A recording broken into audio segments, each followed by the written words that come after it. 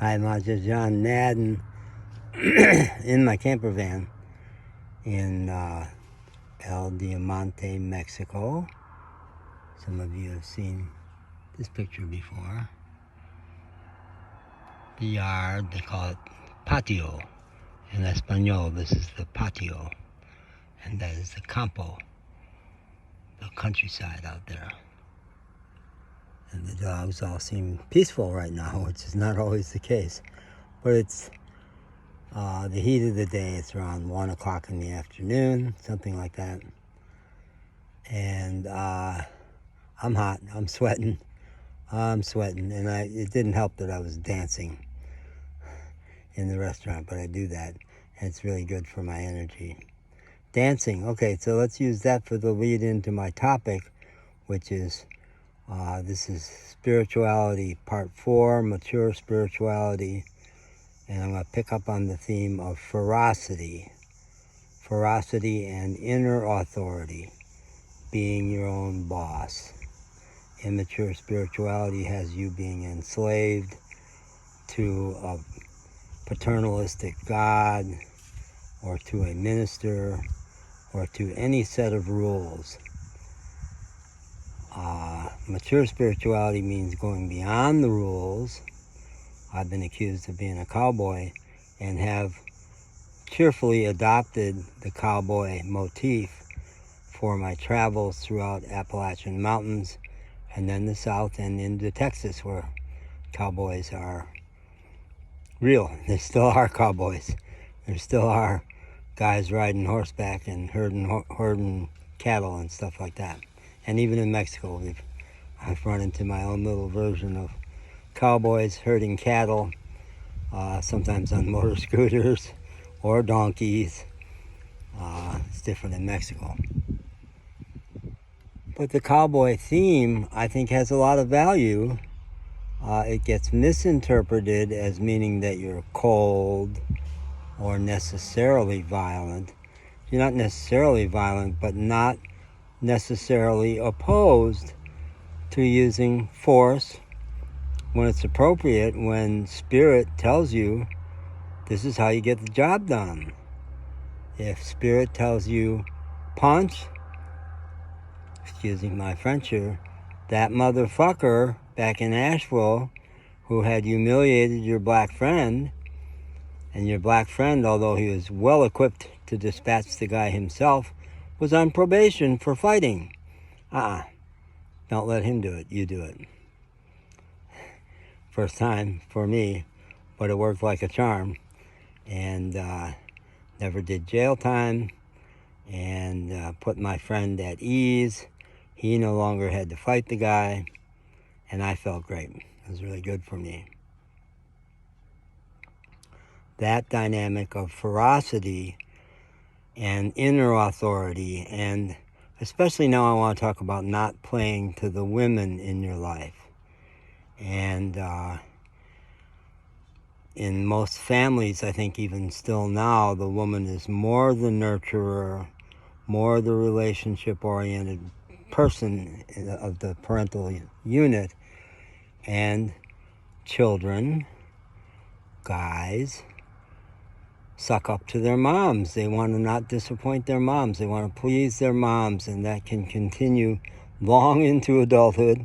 Sure is true of my son, who is living to work off her disappointment with him as a teenager, when he was kind of typically wild teenager. And really, I've interviewed him and his best friend, especially his best friend, about, well, what exactly did you guys do that was so awful that she acted like he was ruining her life and making her so miserable? And Dean said, well, we were 14 and we were in the backyard and we got drunk and broke one of the poles of the tent that we were hanging out in. Now that tent was the tent she and I had used for camping out west something like 30 years before or 20 years before. It was an old canvas, super heavy tent, useless tent. He, 13, 14-year-old got drunk in the backyard. He didn't crash the car and kill his best friend, okay? run over some innocent pedestrian? No. No. Did he deflower a virgin? No. No. He got drunk in the backyard and broke a tent pole. And he's working off the sentence she inflicted on him as a teenager when she made it clear to him that he was ruining her life. And he's still doing that.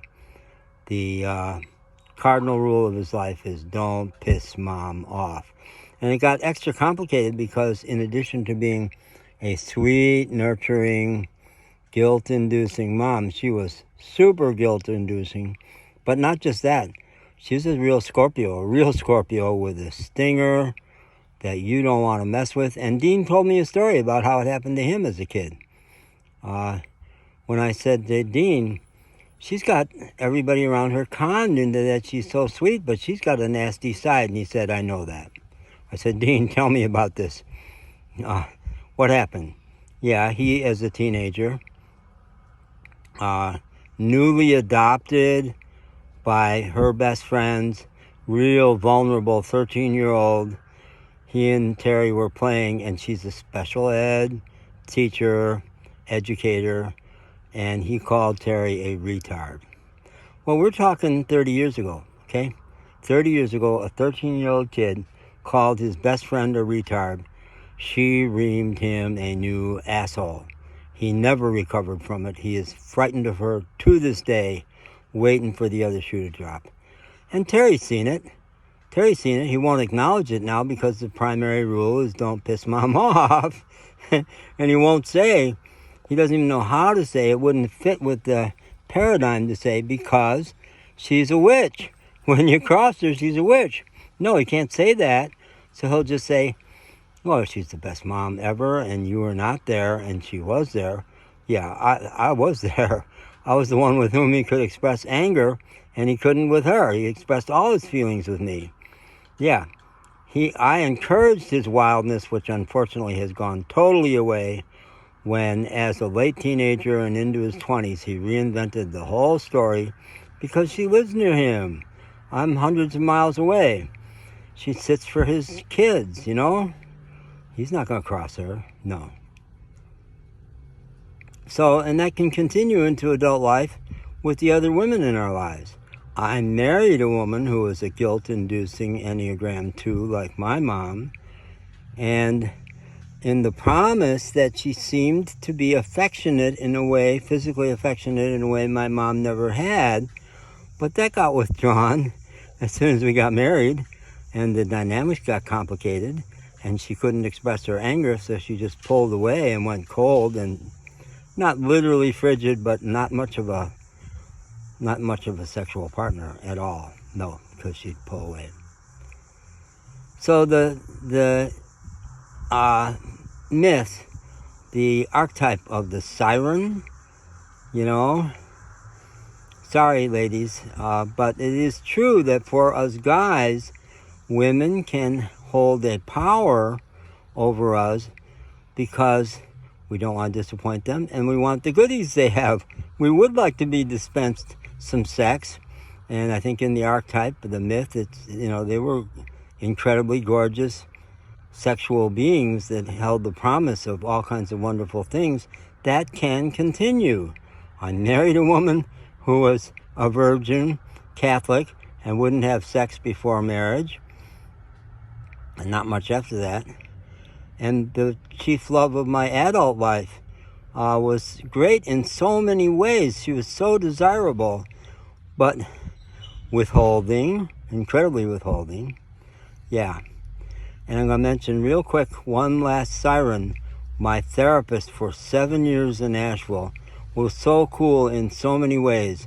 But when I tried to break loose of her mental health grip on me, because she came out of the mental health establishment and said, I don't think my high states are pathological. I don't spend too much money. I don't get in trouble. I think it's just high energy. She cut me off at the kneecaps by saying, you don't sleep enough. You're not sleeping enough. You're dysregulated. It took me 3 years to recover from that and once more claim, no, nothing wrong with my high energy. And no woman, I'm not going to give it away to no woman.